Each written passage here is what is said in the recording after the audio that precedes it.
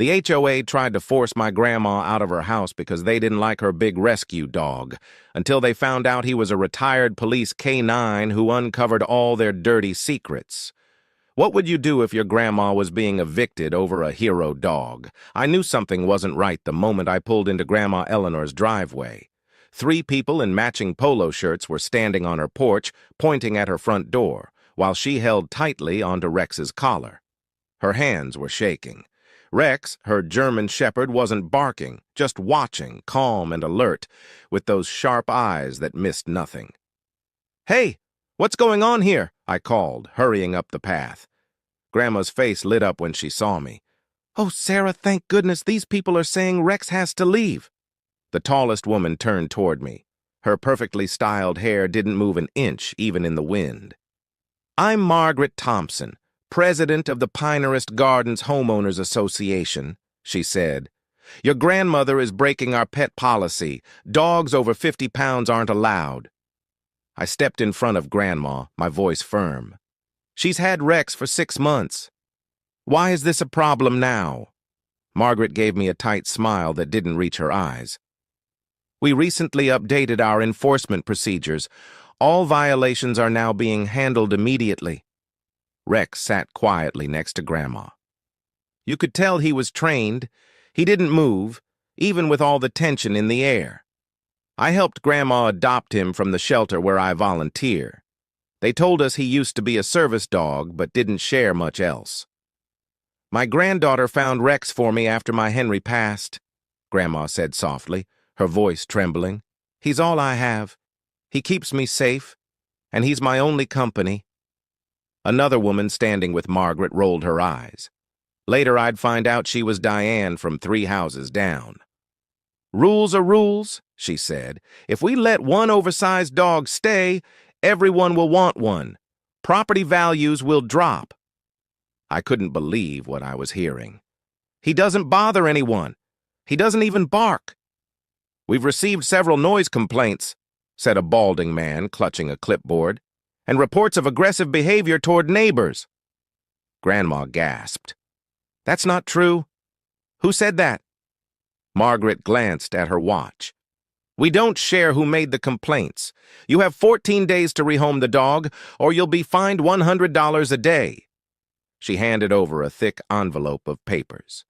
Then they turned and left, Diane tossing one last smug look over her shoulder that made my stomach turn. Inside, Grandma sank into her rocking chair, tears running down her cheeks. "I can't lose Rex, Sarah," she cried. "I just can't." Rex rested his head on her lap, sensing how upset she was. I started flipping through the paperwork, getting more furious by the second. The claims were absurd, accusations that Rex barked nonstop between 2 and 4 a.m. They were always asleep. That he lunged at kids, Grandma doesn't even have a front-facing yard. And that he left messes all over the place. He only used the backyard. Grandma always kept her garden spotless. "These are lies," I muttered, grabbing my phone. "And I think I know exactly who's behind them." For weeks, Diane had been eyeing Grandma's large corner lot, the biggest in the neighborhood. She was head of the Neighborhood Beautification Committee and had once casually suggested Grandma's house would make a great community garden. She claimed it was too much for an elderly woman to maintain. "Let me make a few calls," I told Grandma, who was still wiping away tears. "Don't worry, they're not taking Rex." 3 days later, I had security cameras installed all around Grandma's property. While digging through the HOA bylaws, I found something interesting. The rules hadn't actually been updated legally in over 5 years. That "no large dogs" rule. It was a recent addition that hadn't gone through the proper legal process. I was helping Grandma plant tulips in the garden when Diane appeared at the fence, holding up her phone and pointing it right at Rex. "Excuse me?" I said, standing up. "Can I help you with something?" She jumped, nearly dropping her phone. "I'm collecting evidence of the ongoing violation," she snapped. "The fines start tomorrow." Rex, who had been calmly digging where Grandma wanted her tulips, suddenly stood still, watching Diane closely, alert and ready. "That's funny," I said, nodding toward the new security camera. "Because I've been collecting evidence too. Like when you snuck into Grandma's yard yesterday while she was napping and poked Rex's kennel with a stick." I held up my phone, showing the footage. "Or when you sprayed something along the fence line this morning. Want to see it?" Diane's face turned ghost white. "You can't film me without permission," she stammered. "Actually," I said, "this is my grandmother's private property. We can record anything that happens here, just like we recorded Margaret sneaking into the backyard 2 nights ago to measure the shed without asking. That's trespassing, by the way." Diane stepped back, her mouth tight. "You think you're smart? This isn't over. That dog doesn't belong here." After she stormed off, Grandma let out a heavy sigh. "I've lived here for 20 years, long before this place was even called Pinehurst Gardens. Henry and I were one of the first families to build on this street. Now I feel like a stranger in my own home." I gently hugged her narrow shoulders. "Don't worry, Grandma. I'm staying through the weekend, and I've got a plan." That evening, Rex started acting differently. He kept pacing by the windows, his posture tense. When the doorbell rang, he stepped in front of Grandma, not in an aggressive way, but like a bodyguard, calm, alert, and protective. Standing outside were Margaret and a smug-looking lawyer named Tucker Williams, who worked for the HOA. "We're here to deliver a final warning," Margaret said stiffly, trying to peek past me into the house. "Enforcement starts tomorrow." "You can leave whatever you have in the mailbox," I said, starting to close the door. Tucker quickly stuck his foot in the doorway. "Actually, we need to confirm the dog is still on the premises." I stared him down. "Remove your foot from my grandmother's door, or I'll call the police. That's breaking and entering." He paused, then slowly stepped back. "The HOA only has inspection rights with 48 hours written notice," I said, cutting the lawyer off. "That's in Section 7.3 of the bylaws, which you didn't provide." I wasn't done. "And by the way, I've read those bylaws carefully. That big dog ban? It was never properly approved by a community vote." Margaret's face turned red. "You don't know what you're talking about." "Actually, I do," I said, keeping my tone cool. "I'm a paralegal." That wasn't true, but they didn't need to know that.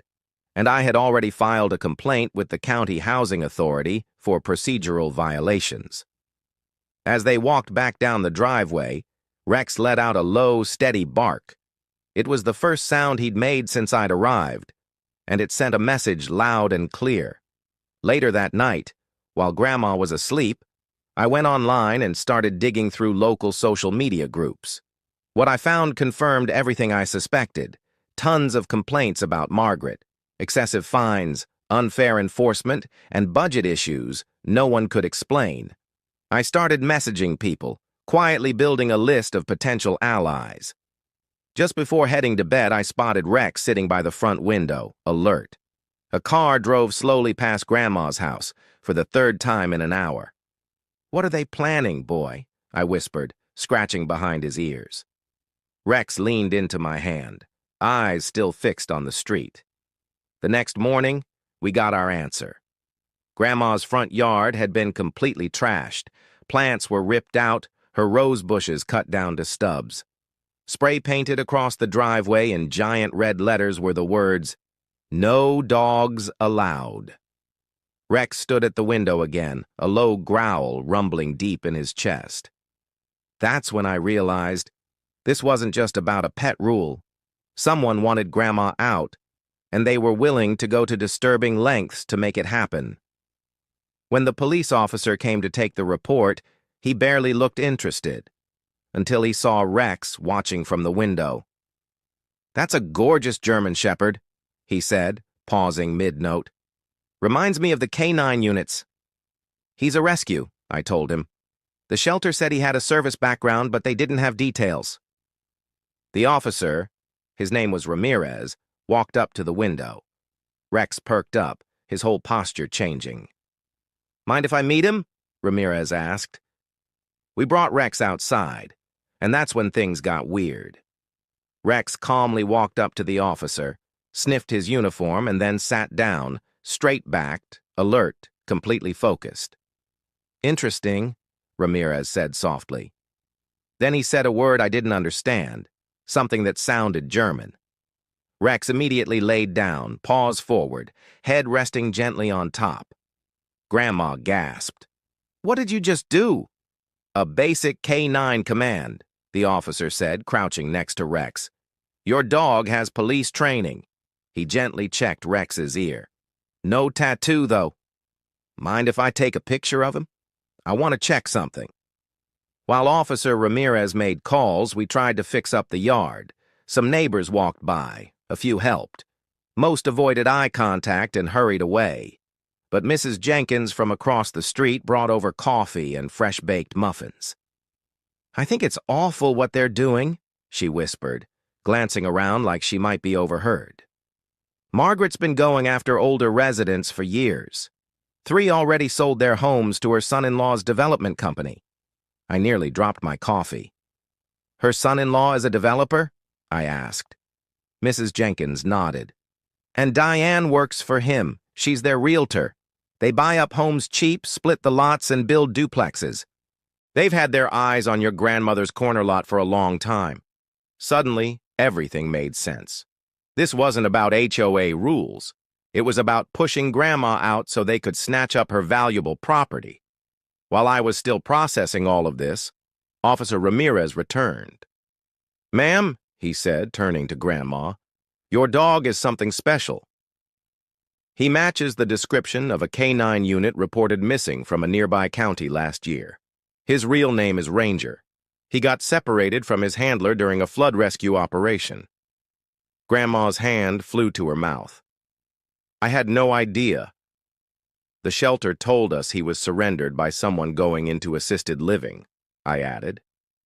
That story was probably made up by whoever found him, the officer explained. K9 dogs are highly trained and valuable. Someone may have planned to sell him but didn't know how to handle him. He smiled gently. I've been in touch with his former handler. He's been trying to find this dog for months. My heart sank. Was this the end?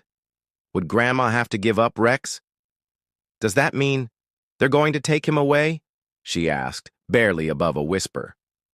Not necessarily, Ramirez said. His handler, Officer James Wilson, has since been promoted. He now trains new K9 units. He was relieved to hear Rex, Ranger, found a loving home. He handed Grandma a card. He'd like to meet you. And here's the important part. Because Rex is a retired police dog, he's protected under special laws. The HOA can't legally force you to remove him. Hope lit up Grandma's face for the first time in days. But that moment didn't last long. That afternoon, we received another violation notice from the HOA. This time, they claimed Grandma's property was damaged and unkempt, using the mess they probably caused as evidence. The fine? $1,000, due in 7 days. They're trying to bankrupt me, Grandma said, her voice trembling. My pension can't cover that. I was done being polite. We're fighting this, I said. That night, I launched a social media page, Save Eleanor and Rex. I posted photos of the vandalism, screenshots of the HOA's ridiculous citations, and proof of Margaret's family ties to the local development company. By morning, hundreds of people had joined the page, including 2 local journalists and a city council member. We were making lunch when a black SUV pulled into the driveway. A tall man stepped out, maybe in his 40s, dressed casually, but you could instantly tell he had a military or police background. Rex, who had been sleeping in the corner, suddenly perked up. He let out a soft, excited whine. That's him, I whispered. That must be Officer Wilson. When we opened the door, Rex shot past us, racing toward the man with full force.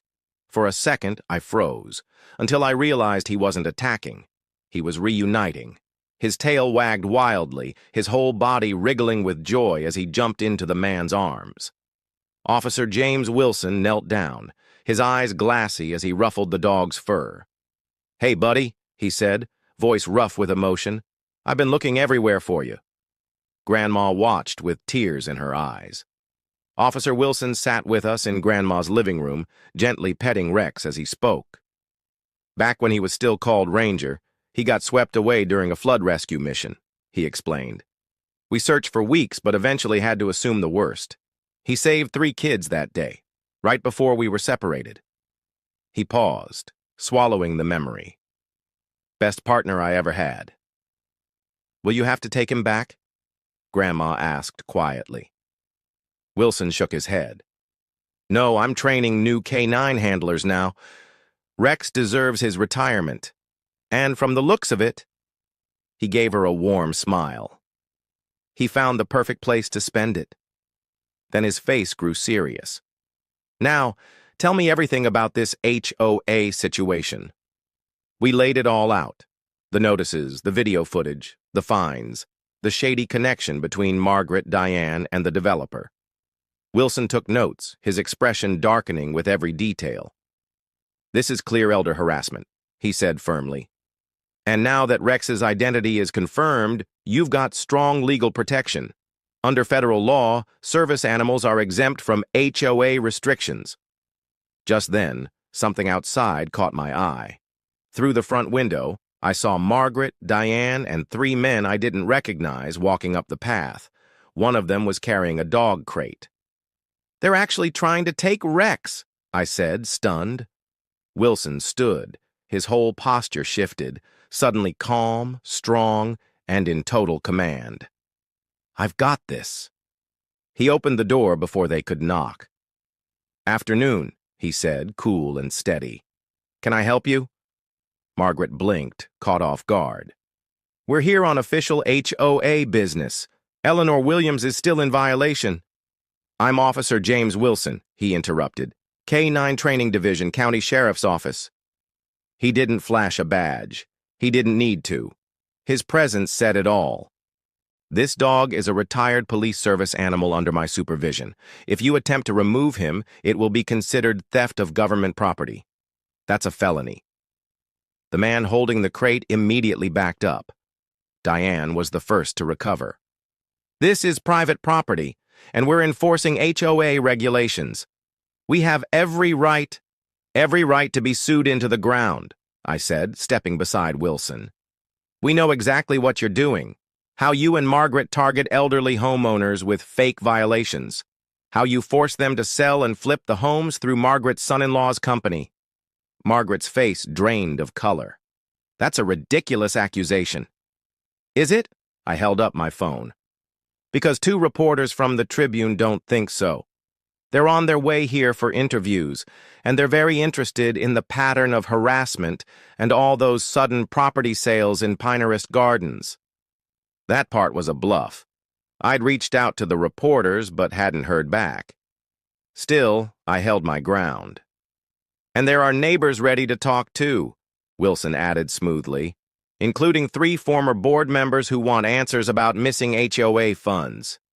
Diane grabbed Margaret's arm. "We need to leave. Now." As they backed away, Wilson called after them. "I'll be filing a formal complaint with the county prosecutor tomorrow. You should probably start preparing your legal defense." Once the group disappeared down the street, Grandma collapsed into her chair, trembling. "Do you think they'll really leave us alone now?" she asked softly. Wilson's smile was tight, but his eyes stayed cold. "They'll back off, for now," he said. "Then they'll regroup and try another tactic. But the difference is, now we know exactly who we're dealing with." He sat down beside Rex, who leaned his weight into Wilson's leg like old times. "And we've got something they don't." "What's that?" I asked.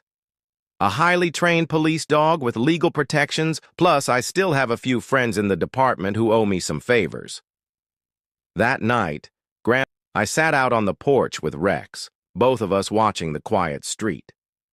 Somewhere out there, Margaret and Diane were probably cooking up their next move. But now, we had backup. And Rex? He wasn't just a good dog. He was something much more, something none of us had fully understood yet. What we didn't know was that Rex's past went even deeper than Officer Wilson had shared. His training, his instincts, they were about to become our biggest advantage in taking down the HOA's corrupt leadership. "Halt! Sit!" The sharp commands echoed through the room, but they didn't come from me. They came from a tall man now standing in Grandma's doorway, his uniform catching the porch light, just as he stepped inside. Officer James Wilson. He had arrived just minutes after my urgent call. Rex's ears perked up immediately. His posture shifted in an instant, sitting up straight, completely alert, eyes locked on the officer with laser focus. "I can't believe it," Wilson said, voice cracking slightly. "That's my old partner." He slowly stepped forward and knelt. Rex let out a soft whine of recognition. "K9 Unit 457, Wilson whispered. "Retired after taking a bullet for me during the West Side Mall hostage crisis last year." Across the room, Margaret went pale. Her mouth dropped open. Diane clutched her expensive purse, slowly backing toward the door. "I've been trying to track him down ever since I heard he'd been adopted," Wilson continued, gently rubbing the spot behind Rex's ears, the one he always loved. "He was officially retired after his injury, but I had to make sure he was okay." He looked up at Grandma, his eyes glassy with emotion. "Looks like he found exactly where he belongs." Tyler, the HOA's so-called legal rep, cleared his throat, uncomfortable. "Well, this is all very touching, but nothing," Wilson snapped, cutting him off and taking the HOA paperwork from my hands. He flipped through the pages quickly, his face hardened. "Interesting. According to your own bylaws, page 17, section 4, B service animals are exempt from size restrictions. And under state law, police dogs maintain their service status even after retirement." Tyler's confident expression faltered. "We weren't aware of his background. And entering this property without notice or permission," Wilson added, his voice sharp now. "Official. That's trespassing. Plain and simple." Margaret tried to regain control, pointing a trembling finger in the air. "This doesn't change anything. The complaints about barking aggression, they're still valid." "No, they're not," I said, stepping forward and pulling out my phone. "After that first threatening letter, I installed security cameras around Grandma's house. I hit play on the first video, showing Rex peacefully napping on the porch during the exact times we'd supposedly received noise complaints for constant barking." Diane's face turned bright red. Then I pulled up another clip. "And here's footage from yesterday afternoon," I said, "when you, Diane, jabbed a garden rake at Rex through the fence. He didn't even growl, just backed away and went inside." "You had no right to record me," Diane snapped. "Actually," Officer Wilson said calmly, "she absolutely does. Recording anything visible from your own property is perfectly legal. But if you'd like a full explanation, I'd be happy to walk you through surveillance laws." At the station, the 3 HOA board members glanced at each other nervously. Margaret's voice, once sharp and commanding, now wavered. "We'll need to speak with the rest of the board about these developments." "You go right ahead," Grandma said, her voice strong, stronger than it had been in weeks. "And while you're at it, explain why 3 board members came into my home under false pretenses and tried to intimidate a senior citizen." As they made a hasty retreat toward the door, I called after them, "Oh, and just so you know, I've already filed a formal complaint with the County Housing Authority. They're very interested in reviewing every HOA violation notice issued in the last 2 years." After they were gone, we sat down with Officer Wilson for coffee. Rex curled up at his former handler's feet, head resting gently in his lap. For the first time in days, he looked totally at peace. "They're not going to give up that easily," Wilson warned. "HOAs like this one thrive on fear and control. Margaret doesn't strike me as someone who backs down just because she's in the wrong." He was right. That very evening, emergency community safety flyers appeared in every resident's mailbox. warning about a dangerous former police dog with aggressive training now living among them. The paper war had begun. But what Margaret didn't know was that while we'd been building our defense, we'd also discovered some very questionable things about the Pinerist Gardens HOA's finances. The next morning, a tow truck showed up without warning to haul away Grandma's car from her own driveway. The driver claimed it was due to a parking violation. There was just one problem. That rule didn't exist. When I demanded answers, the driver pulled out paperwork. Margaret had signed it herself. This had gone way beyond a dog. They were trying to drive my grandmother out of her home, a home she'd lived in for 20 years. The emergency HOA meeting was scheduled for 7 p.m. at the community center. By 6:30, the place was packed. Neighbors who had barely spoken to each other before were buzzing with questions about the strange flyers, about Rex, and about what was really happening with Eleanor.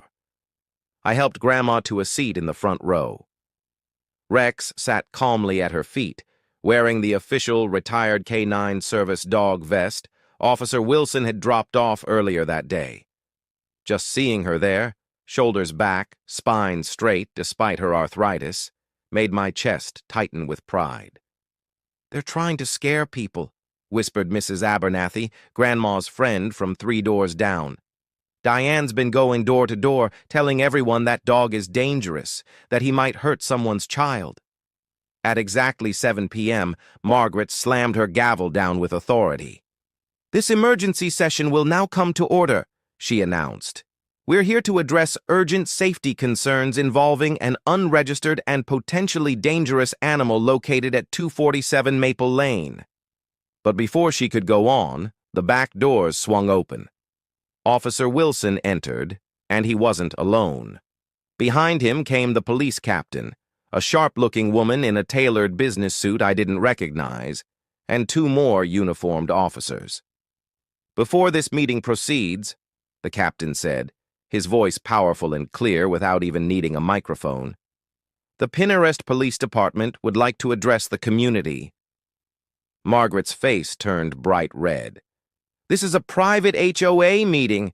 You can't just barge—" "Actually," came a calm voice from the side of the room, "as homeowners in this neighborhood, we absolutely can." Everyone turned. It was Mr. Gonzalez, Grandma's neighbor from across the street. He was in full uniform. I had no idea he was with the force. Captain Reynolds stepped up to the front and gave Grandma a respectful nod. "The harassment of Eleanor Williams ends now," he said firmly. He placed a folder on the table. "These are official documents verifying this dog's service record and the legal protections granted to him under both state and federal law." Then the woman in the business suit stepped forward. "I'm District Attorney Julia Chun," she announced. "My office has been investigating multiple HOAs, including this one, for possible financial misconduct." "Actually," I said, standing up, "yes, they do." Several neighbors rose with me. Together we formed a line behind Officer Wilson and the DA. "We've formed a residence committee," I explained, "after discovering something that should concern everyone here." I gave a nod to Mr. Patel, a quiet accountant from Sycamore Drive, who stepped forward and began handing out documents. "These records show that over $43,000 in violation fees collected last year were funneled into a private account," Mr. Patel said clearly. "Not the community account. That private account is registered to River City Management LLC." Gasps and murmurs filled the room as residents flipped through the papers. "And River City Management," he continued, "is owned by Margaret Thompson, Tyler Jenkins, and Diane Wilcox." Margaret banged her gavel again, this time with desperation. "These accusations are absurd. This is a witch hunt because one resident refuses to follow basic pet regulations." DA Chun stepped forward once more. "We've already subpoenaed the financial records," she said. "Our forensic team is reviewing them now." Tyler leaned over and whispered something urgently to Margaret. Her skin went pale. "And there's more," Officer Wilson added. We've spoken with 7 former residents. Each says they were forced to sell their homes far below market value after being hit with constant excessive violation notices and unaffordable fines. Every one of those homes, Mr. Patel stepped forward again, clicking to display a neighborhood map on the projector screen.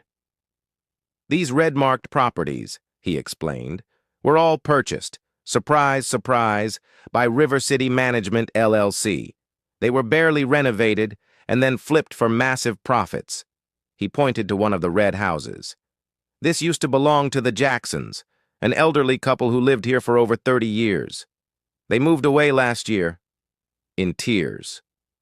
I clenched my fists, remembering how helpless they'd looked packing up their home, never understanding why they'd suddenly been fined into leaving. A young dad stood up, someone I recognized from the playground. My family got 16 violation notices in 1 month, he said, all because I questioned the pool renovation budget at the annual meeting. His words hit like lightning. Suddenly, the room erupted. People began standing one after another, sharing their stories. Intimidation, threats, unexplained fines, manipulated rules. Officer Wilson stepped forward, giving Rex a quiet command. Instantly, Rex responded, sitting, rolling, standing on cue with precision that left the crowd clapping and wide-eyed. "This dog saved 3 hostages," Wilson said, voice full of quiet pride. "He took a bullet protecting innocent people.